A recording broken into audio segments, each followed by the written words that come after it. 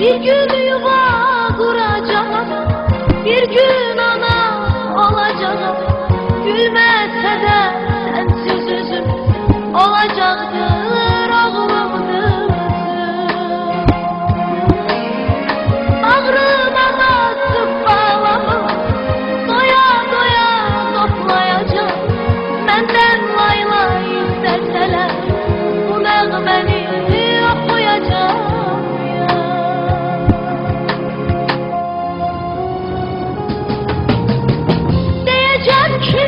Kavuşmağa koymadılar bizler.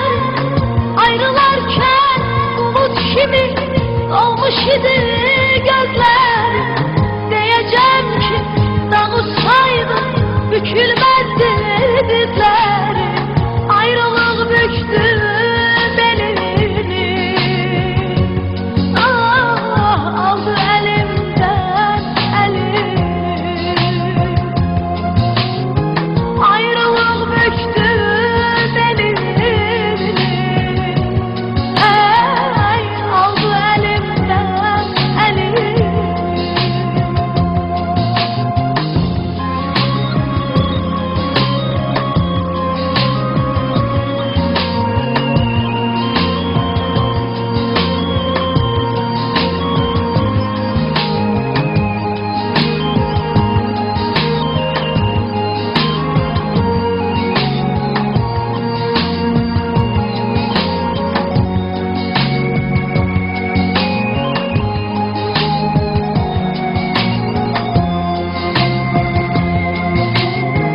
Bir gün yuva kuracağım, bir gün ana olacağım. Gülmese de sensiz üzüm olacaktır oğlumdur.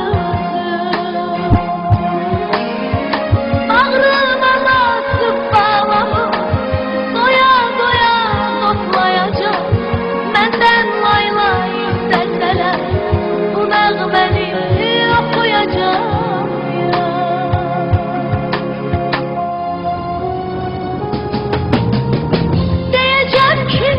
Kavuşmağa koymadılar bizler.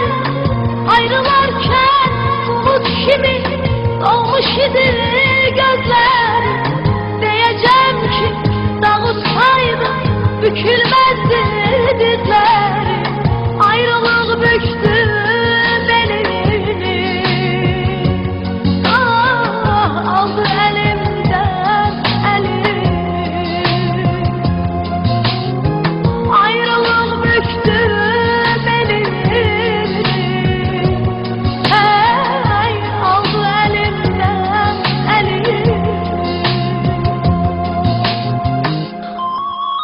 Ayrılarken bulut kimi dolmuştu gözlerim.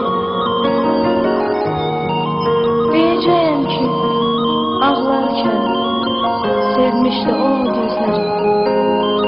Ayrılık büktü beni.